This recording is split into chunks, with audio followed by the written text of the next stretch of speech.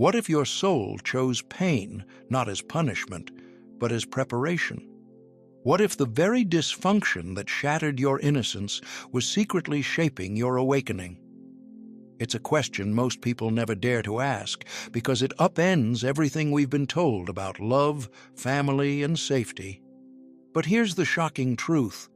Some of the most emotionally intelligent, spiritually gifted people were born into homes that felt like battlegrounds.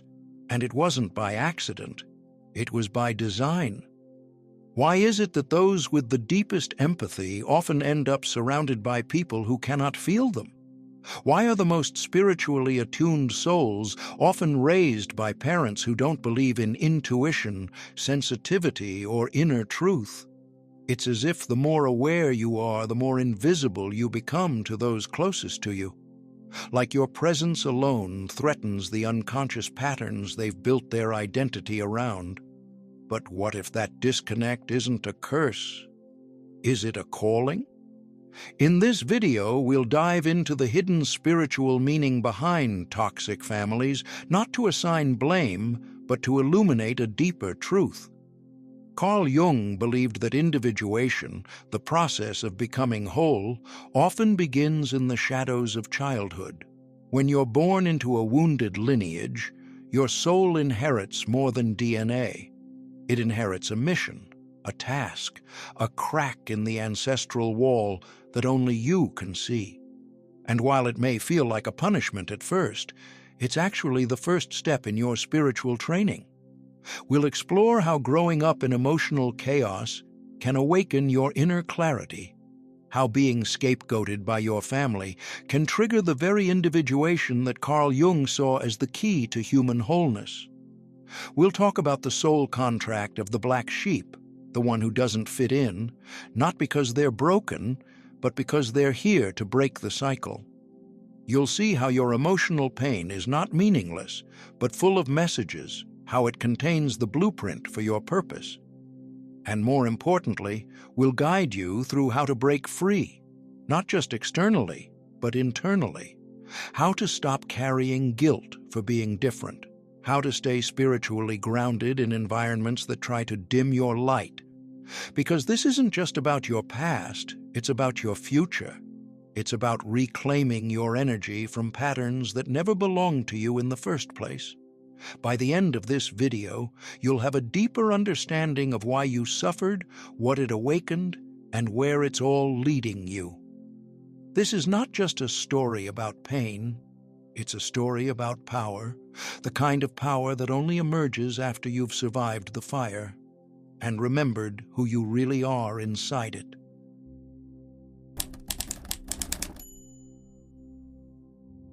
Have you ever questioned why your earliest wounds didn't come from strangers, but from the people who shared your blood?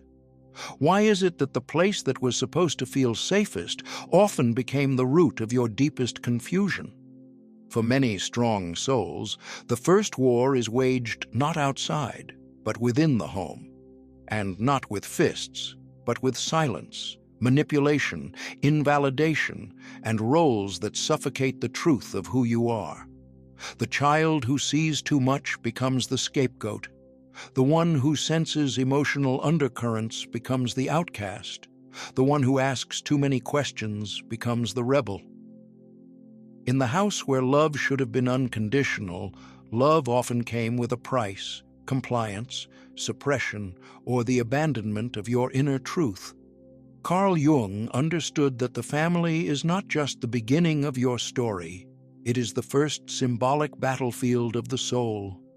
He believed that every human being is born with a self that seeks wholeness, yet this self is immediately pressured to fragment in order to survive emotionally within the family system.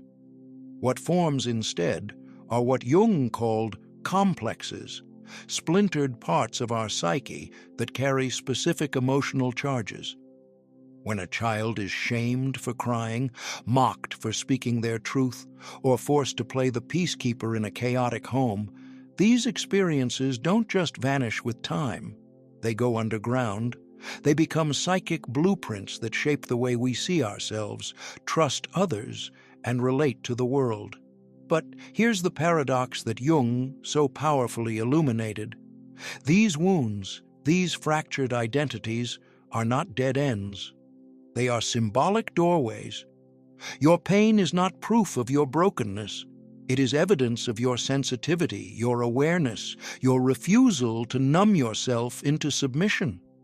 You were never meant to fully belong in a system that required you to disconnect from your inner voice. In a family that upheld the illusion, your ability to perceive the truth was your first initiation. You didn't fail the family, you simply didn't abandon your soul. And so, the real question becomes this. What if your suffering wasn't a detour, but the beginning of your calling? What if the very roles you were forced to play were the exact ones that prepared you to become who you were meant to be? As you look back at the dysfunction, not with bitterness but with the eyes of insight, can you begin to see how your first inner battles were never about punishment but preparation? How many others feel this truth but have never had the words to name it? And what happens when we finally stop blaming ourselves for the chaos we were born into and start listening to what it was trying to awaken?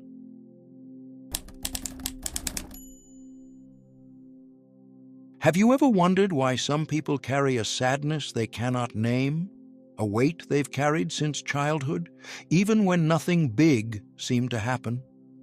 This is not simply melancholy. It is the silent residue of having grown up in an emotional environment where your inner world was never mirrored back to you. In such homes, the child doesn't just feel unseen, they begin to question if their perceptions are valid at all. You weren't just misunderstood. You were trained to doubt your own inner compass, and this is where the real fragmentation begins. In homes where love is confused with control and truth is manipulated into silence, the sensitive child learns to split. They develop a false self to survive, a version of themselves that won't provoke, won't upset, won't threaten the emotional dysfunction of the household. Carl Jung referred to this disowned part of the self as the shadow, not because it is evil, but because it was cast out of the light of love and belonging. The original self retreats into hiding, while the performative self takes its place. The world sees the quiet, the strong, the responsible child. But inside, the real self waits, wounded, exiled, and deeply alone. Many adults today still walk with this split, never realizing the exhaustion they feel is not just from life's responsibilities, but from living disconnected from their true essence. They seek purpose, but cannot name what they've lost. They feel empty, but cannot point to what was taken. They yearn for connection, but continue to attract people who only want their masks. Why? Because the world often mirrors back the very roles you played to survive, and until the original wound is seen, those patterns repeat. But Jung offers a powerful shift. He said, "Until you make the unconscious conscious, it will direct your life, and you will call it fate." The sadness, the disconnection, the deep craving for something real, that is not weakness. It is the voice of the shadow calling you home. It's the soul's signal that the false self can no longer sustain your spirit. And the moment you begin to listen to that ache instead of escaping it, you initiate the return to wholeness. So ask yourself, what part of you had to disappear so the family could stay intact? What truth in you was too bright for the room you grew up in? And what if the very thing you were taught to hide is actually your purpose in this world?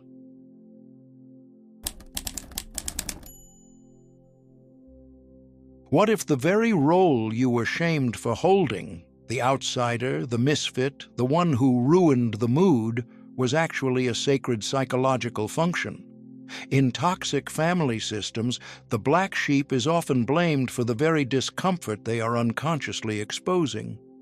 You may have been the one who noticed the lies behind the smiles, the tension under the dinner table, the unspoken grief buried beneath forced laughter. While others perfected the family performance, you asked the questions no one dared to name. But what if those questions weren't rebellion? What if they were prophecy? In Jungian psychology, this role is not a defect, it's an archetype: the wounded healer, the truth-teller, the initiate. And this archetype often awakens first in those who are cast out emotionally. When you are rejected by the tribe for sensing what others deny, you are not lost. You are being pushed into a deeper initiation. You are being asked to carry what the system suppresses. The scapegoat is not the problem. The scapegoat reveals the problem.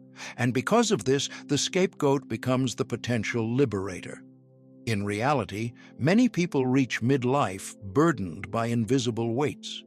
They carry the shame of being the one who couldn't stay silent, the one who felt too much, the one who left.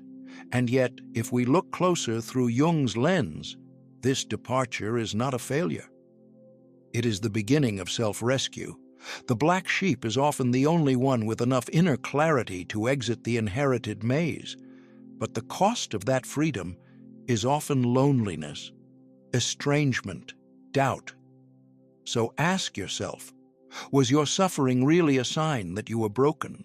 Or was it the signal that you were breaking a cycle? Jung believed that the family is the first collective unconscious we are born into. Within it, the persona is forged, the mask we wear to survive. But for the black sheep, the mask never fits. The emotional tension becomes too great to maintain the illusion. And so the soul begins its rebellion. Not through rage, but through refusal, through difference, through quietly choosing truth over loyalty to dysfunction. And this refusal, over time, becomes the seed of spiritual awakening. So what if being the black sheep wasn't a curse, but a calling? What if your exile was actually your exodus? Would you still carry shame for leaving, or would you begin to see yourself as the threshold walker between the old and the possible? Let's explore what happens when the black sheep stops apologizing and starts remembering.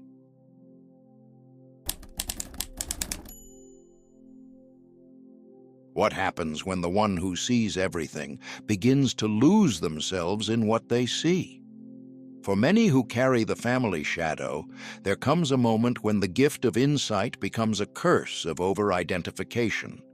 You begin to believe that you are the dysfunction, that you are inherently flawed, too sensitive, too much. This is one of the deepest tragedies of being the aware one in an unaware system. The black sheep who sees clearly often forgets that what they carry isn't theirs. It's ancestral pain, generational denial, the emotionless silences of parents who never learned to speak the truth, the outbursts of rage from siblings who mistook vulnerability for weakness. And over time, this outsider may begin to recreate in themselves the very patterns they swore they'd never repeat. Why? Because the unconscious pulls us into reenactment until we choose individuation. Carl Jung taught that the unconscious compensates for what the conscious mind refuses to process. And in toxic families, the unconscious is full of shame, abandonment, and unspoken trauma. If no one addresses this pain, the one who feels most becomes the vessel for all that has been repressed. You start to wonder, am I broken? Am I the problem? But what if you're not? What if your suffering is not proof of your flaw, but proof of your sensitivity to what is unhealed? The ability to feel deeply in a family that avoids feelings is not a weakness. It is a form of emotional intelligence misunderstood as dysfunction. And yet, many spend decades trying to fix themselves for feeling too much, never realizing that their pain is a map to the collective wound. This is the moment many chosen ones lose their way, because carrying the shadow without knowing it's the shadow can turn insight into shame. Your body stores the trauma as anxiety. Your relationships echo the same silence, rage, or neglect you grew up with. And your inner child whispers, "Maybe if I heal perfectly, they'll finally love me." But Jung reminds us, healing is not about being loved by those who refuse to love themselves. Healing is about recognizing what is not yours to carry and returning it to the collective unconscious where it belongs. So ask yourself this: are you living your life or still unconsciously trying to fix your family? Are your choices free or are they echoes of survival? Are you trying to be whole or just hoping to be enough for people still trapped in their own wounding? The family shadow is heavy, but it is not your identity. It is the fire through which the alchemist must walk. And if you have the strength to name what others buried, you also have the power to choose a different fate. Could it be that your pain was never punishment, but preparation for the healing only you could begin? Let's explore how that healing takes shape in the next section.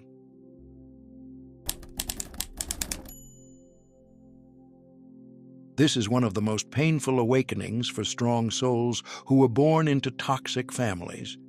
You spend so many years trying to be the healer, the mediator, the good one who holds everything together. But what if that role was never yours to play? Many people reach adulthood exhausted, not from life, but from carrying invisible emotional burdens that were never theirs to begin with. You become the keeper of secrets, the absorber of tension, the one who smiles while slowly eroding inside. And it's often not until midlife, when the weight becomes too heavy to bear, that the soul begins to whisper a dangerous truth. Peace is not earned through sacrifice. It is born through release. Carl Jung believed that healing cannot happen in the same energy that caused the wound. This is where most people get stuck. They try to negotiate with dysfunction, rationalize abuse, or become the perfect child in hopes that love will finally be returned. But that path leads to spiritual bankruptcy. Jung spoke of the return to the self, a journey that requires withdrawal from the collective unconscious of the family and a courageous confrontation with your inner truth. In this sacred withdrawal, you begin to see that your worth was never based on how much you could endure. It was always intrinsic. Your boundaries are not betrayals. They are declarations of your soul's right to exist free from distortion. This shift often brings a tidal wave of guilt, especially for those raised to believe that love means self-abandonment. You may feel selfish, cold, or even cruel for choosing peace over proximity. But ask yourself, who taught you that suffering was a sign of love? Who benefited from your silence? Who taught you that healing only counts if it includes everyone else, except yourself? True peace isn't found in reconciliation. It's found in liberation. The paradox is that when you step out of the role that was forced upon you, you actually offer the family a gift, the permission to evolve. Not everyone will accept it. Some will double down on their dysfunction. Others will try to punish you for breaking the unspoken contract. But none of that is your responsibility. Your task is to become whole, even if it means walking alone. Because only in wholeness can you finally love without losing yourself. So tell me, have you ever mistaken suffering for love? And what would it feel like to choose peace, even if it means breaking the rules that kept you in pain? Let me know in the comments. Your story matters.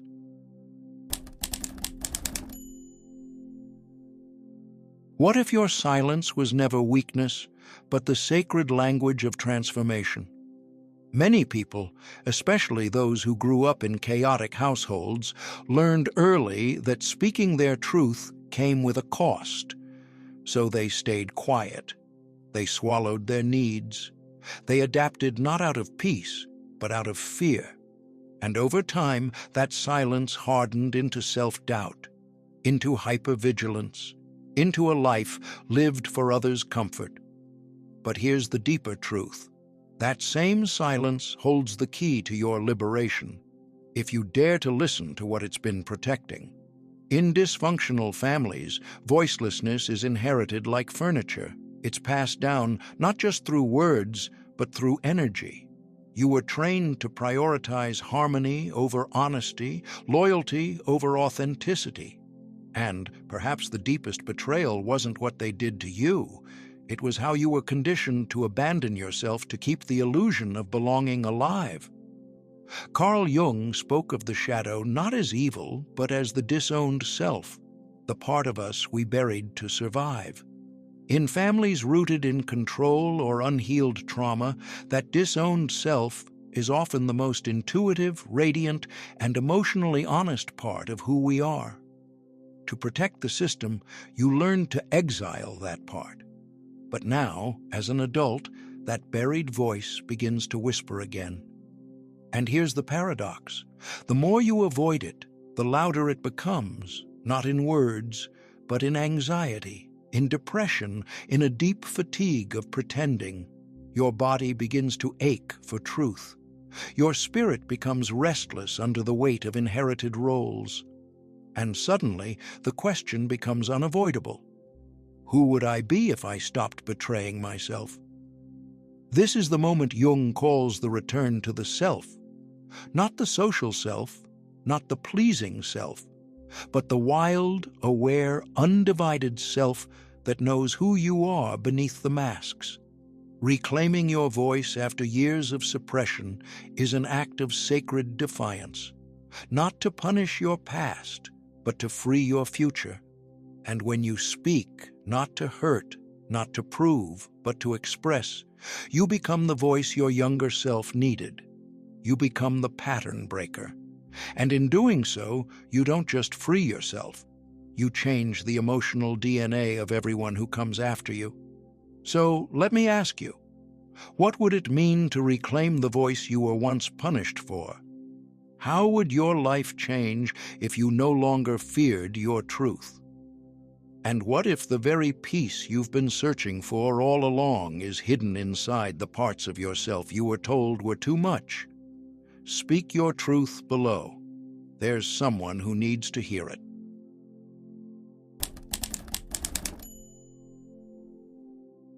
There's a quiet strength that forms inside those who have been forced to feel everything too soon. You learn to decode silence, to read between words, to navigate invisible emotional landmines in rooms where no one spoke the truth. And in those dark places where love came with conditions, something ancient in you remembered what unconditional presence feels like. This remembering is not accidental. It is the slow return of your inner authority, not the kind that dominates others, but the kind that no longer abandons the self. This is the moment when your survival story becomes a sacred blueprint, not just for healing, but for leading with wisdom. Carl Jung believed that the path of individuation is not about becoming someone new, but about uncovering who you were before the world told you who to be. Your task now is not to seek perfection, but to peel back the layers of survival masks and remember the self beneath. This self is not trying to impress anyone. It is not addicted to being understood. It is rooted. It is ready, because it knows that pain was not the end of the story. It was the shaping tool, the refinement, the ritual. And when you stand in the center of your truth, without needing validation or revenge, you don't just heal, you radiate. You disrupt the very frequency of generational dysfunction by simply choosing to be conscious where others stayed asleep. So ask yourself, what wisdom did your pain carve into your bones? What strength did the silence teach you? What sacred responsibility do you now carry, not just for yourself, but for the lineage behind you and the generations ahead? The world doesn't need more polished people. It needs more integrated souls. And you, with your scars, your depth, your refusal to give up, are exactly that. This isn't the end of your healing.